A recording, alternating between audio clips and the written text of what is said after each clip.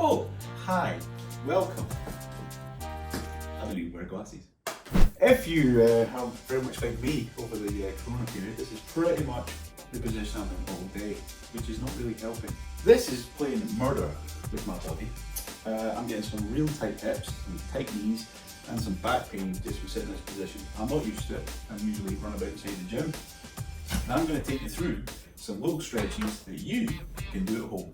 First thing we're going to stretch out is our quad. So that is the big muscle group right in front of the thigh. Sitting on our ass all day is not good. There's different variations, so stay with me. Like for example, you probably all know this one. So we grab the foot, take it to the rear. If you're a big lump like me, it's actually quite hard to hold this stretch, or if you can't bring your leg up to grab, some people just try to kick up and grab. That's not always feasible, and you might actually be too tight to get the leg up like this. Anyway, it is an okay stretch, however, for this variation, and most people should be able to do this. Using a chair to help us get down if need be. Take the leg, place the top of the foot on a nice squishy surface like this couch.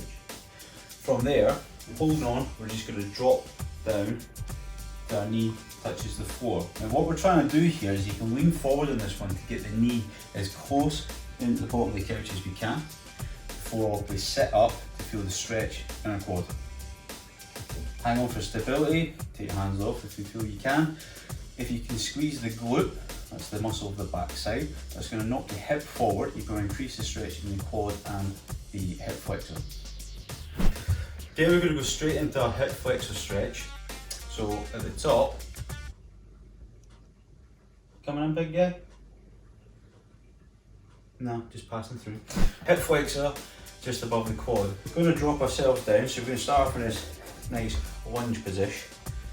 Dropping ourselves down, we want to try and keep the knee in a straight line up towards the shoulder. So again, if you want, you can use this chair for a bit of stability. From here, everyone's going to be about 90 degrees. Knees at 90 degrees, hips 90 degrees. And from here, we're just holding that stretch. We want to tilt our hips forward. So again, squeezing that muscle of the backside. Tilt the hip forward, and that is going to increase the stretch in our hip flexor. Easy as that. Glutes. For this one, we get a C.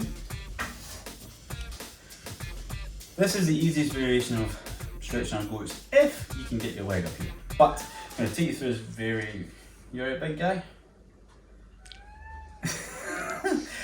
Going to take you through this variation of the glute stretch, which is just simply getting the leg up like so.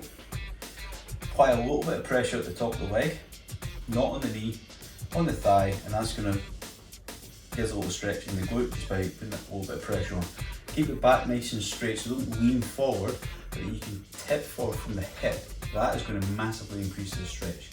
So, last stretch we're going to do is for our back, hips, everything really, just going to loosen a lot of things off. So, nice and simple, get a lie down. Bring the left leg, or right, doesn't really matter, we're going to do both. So bring the left leg up, place the right hand on the outside of the left leg. This isn't for pulling at all, it's just simply just to guide us on the way down. Relax the left arm out the floor, relax the head, all that nonsense.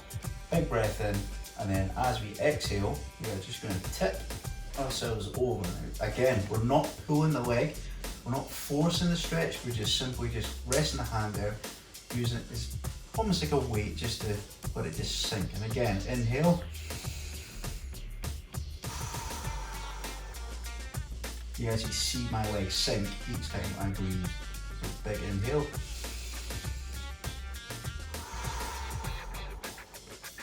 And just let it drop. Again, hold that one. You know, do over 10 breaths, hold it 30 seconds, come out of it nice and slow, go back in. Make sure when you do come out of these stretches, just come out nice and slow, don't let the muscles just ping back into place.